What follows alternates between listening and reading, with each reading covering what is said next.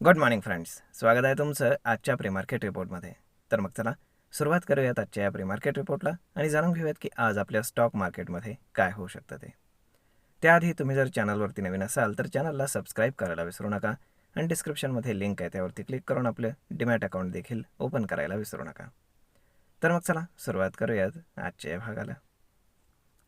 मित्रांनो, काल रात्री जर आपण US मार्केट पाहिलं तर US मार्केट हे पुन्हा एकदा रेडमध्ये क्लोज झालेलं आहे. फार नाही, अगदी मार्जिनली, ज्याला आपण कन्सॉलिडेशनसुद्धा म्हणू शकतो, कारण तिथे परवा जे रेट कटची प्रोबॅबिलिटी आलेली आहे तर त्याच्यामुळे मार्केट आपण काय म्हणू शकतो एक सिग्निफिकंट अपसाईडला गेलेलं होतं. त्यामुळे आता जर आपण युरोपियन आणि एशियन मार्केट्स पाहिले तर मोस्टली डाऊन आहेत, कारण सगळेच US मार्केटला फॉलो करत असतात. त्यामुळे जर आता आपण आपल्या मार्केटकडे जर पाहिलं तर काल जो परवा आपल्याकडे म्हणजे शुक्रवारी जाता जाता जो काही सेल ऑफ आलेला होता तर त्याच्यामुळे आपल्याकडे काल एक bounce back, technical bounce back पाहायला मिळाला. ओके, परंतु 25,000 हा एक मेजर हर्डल आपल्या मार्केटमध्ये आहे, हे आपल्याला मान्य करावं लागेल, कारण सगळ्यात जास्त ओपन इंटरेस्ट तिथेच आहे. शिवाय आता काही गोष्टी बदलणार आहेत, जसं की ही जी एक्सपायरी आहे ही निफ्टीची शेवटची गुरुवारची एक्सपायरी असणार आहे आणि आजची जी एक्सपायरी आहे ही मंगळवारची शेवटची सेन्सेक्सची एक्सपायरी असणार आहे. नेक्स्ट वीकपासून ते बदलणार आहे, म्हणजेच निफ्टीची एक्सपायरी मंगळवारी होणार आहे आणि सेन्सेक्सची ही गुरुवारी होणार आहे. ओके, म्हणजेच काय, ह्या सगळ्या गोष्टी पाहता की आता जे काही इक्वेशन्स आहेत काही तर ते ट्रेडर्सचे बदलतील. ओके, आता जर आपण पाहिलं आपल्या मार्केटकडे काल तर एक टेक्निकल बाउन्स बॅक होता आणि मार्केट याचीच वाट पाहत होतं, म्हणजे जनरली की बुधवारी म्हणजेच उद्या जेव्हा आपल्याकडे सुट्टी असणार आहे तेव्हा US कडनं 50% टॅरिफ्स आपल्यावरती इम्पोज केले जाणार आहेत. परंतु अशी कुठेतरी प्रोबॅबिलिटी होती, शक्यता होती की मे बी ट्रम्प, जसं सगळ्यांना माहीत आहे की ते कधीही स्टेटमेंट चेंज करू शकतात, काहीच प्रॉब्लेम नाही. त्यामुळे मे बी इंडियावरचे जे काही इम्पोज केलेले जे टॅरिफ्स आहेत तर ते उद्यापर्यंतची अप्लाय होण्याची डेट होती. तर त्यामुळे उद्यापर्यंत होप होती की ते कदाचित ते काढून घेऊ शकतात किंवा मग पोस्टपोन करू शकतात, वॉट एव्हर. परंतु आज सकाळ सकाळच नोटिफिकेशन आलेलं आहे US कडनं की 50% टॅरिफ्स हे उद्यापासून इंडियावरती इम्पोज केले जाणार आहेत, टोटल 50%. ओके, तर मग आता साहजिकच आहे की मार्केटला जर पडायचं असेल आणि जर सपोर्ट ब्रेक करायचा असेल तर आजचा दिवस आहे मार्केटकडे. एनी हाऊ मार्केटनं, म्हणजे समजा जर बेरिज झोनमध्ये जायचं असेल तर मार्केटनं एनी हाऊ जो रिसेंट सपोर्ट आहे तो आहे 24,840चा. तर हा ब्रेक करून खालच्या बाजूला जाऊन मार्केटनं एक क्लोजिंग दिलं पाहिजे, तर मग डाऊन साईडचे जे काही डोर्स आहेत ते ओपन होतील, लाईकली टू 24,600पर्यंतचे, म्हणजे 24,500 ते 600पर्यंतचे. म्हणजे साधारण तिथून पुढेही 250-300 पॉईंटची एक रेंज डाऊन साईडला ओपन होईल. ओके, कारण मध्ये जो गॅप क्रिएट झालेला आहे गॅपअपमुळे, तर तो ॲज अ सपोर्ट म्हणून आपल्याला काम करताना दिसतो आहे. तर मग पाहूयात काय होतं ते, कारण आजचा दिवस पाहणं फार गरजेचं आहे, कारण टॅरिफ्स ऑलरेडी इम्पोज होणार आहेत. आता ते उद्याची डेट होती आणि परवा असं वाटत होतं की आयदर मार्केटमध्ये खूप मोठा गॅपअप किंवा गॅप डाऊन ओपन होईल गुरुवारी. परंतु त्यांनी आजच आपल्याकडे नोटिफिकेशन जारी केलेलं आहे, म्हणजे साहजिकच आहे मार्केट त्याला निगेटिव्हली घेईल. त्यामुळे जर ब्रेक करायचा असेल तर आजचाच दिवस आहे, अदरवाईज त्या गोष्टीचा इम्पॅक्ट राहणार नाही, हे लक्षात घ्या.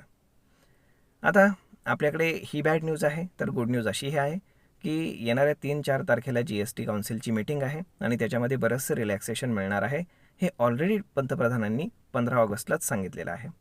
त्यामुळे ती फक्त एक फॉर्मॅलिटी आहे आणि कुठल्या गुड्स कशामध्ये जातील आणि कुठले 2 स्लॅब रिमूव्ह होतील हे पाहणं जास्त गरजेचं आहे. त्यामुळे मोस्ट लाईकली असं म्हटलं जातं, म्हणजे असं एक ॲझम्पशन आहे की जे काही ट्रॅक्टर्स वगैरे आहेत तर त्यांना 5% घेतलं जाईल, कारण ते शेतकऱ्यांसाठी फार युजफुल आहे. त्यामुळे तर मग आपल्याकडे ट्रॅक्टर बनवणारी सगळ्यात मेजर कंपनी आहे महिंद्रा, त्यामुळे यांना त्याचा फार मोठ्या प्रमाणावरती फायदा होऊ शकतो. आता बाकीच्या जर गोष्टी पाहिल्या स्टॉक स्पेसिफिक, तर स्टॉक स्पेसिफिक ॲक्शन हे चालूच राहील. परंतु आपण जर पाहतोय तर मिड कॅप आणि स्मॉल कॅपमध्ये एक मेजर सेल ऑफ आपल्याला काल पाहायला मिळाला, मे बी आज तो कंटिन्यू होऊ शकतो. लार्ज कॅपमध्ये म्हणाल तर लार्ज कॅपमध्ये मिक्स टाईप ऑफ सिनेरिओ आहे. रिलायन्स काही सरेंडर करण्याच्या मूडमध्ये नाही आहे, कारण 29 तारखेला त्यांची AGM आहे आणि त्याच्यामध्ये खूप हायली प्रोबॅबिलिटी आहे की जिओचा जो IPO आहे तो अनाऊन्स केला जाईल. त्याचं कारण असं की जिओला जे काही परमिशन्स पाहिजे होते NSE कडनं, स्पेशल परमिशन्स, तर ते मिळालेले आहेत या मागच्याच आठवड्यामध्ये. त्यामुळे खूप हायली प्रोबॅबिलिटी आहे की तिथे ते अनाऊन्स करतील आणि मग याचा फायदा आपल्याला मार्केटमध्ये आणि रिलायन्समध्ये दोन्ही गोष्टींमध्ये पाहायला मिळेल. परंतु शुक्रवारी दुपारी 2 वाजता ही EGM आहे लाईव्ह, त्यामुळे त्याचा इम्पॅक्ट आपल्याला मार्केटमध्ये नक्कीच पाहायला मिळणार आहे, हे लक्षात ठेवा. त्यामुळे रिलायन्सच्या स्टॉकवरती लक्ष ठेवायला बिलकुल हरकत नाही.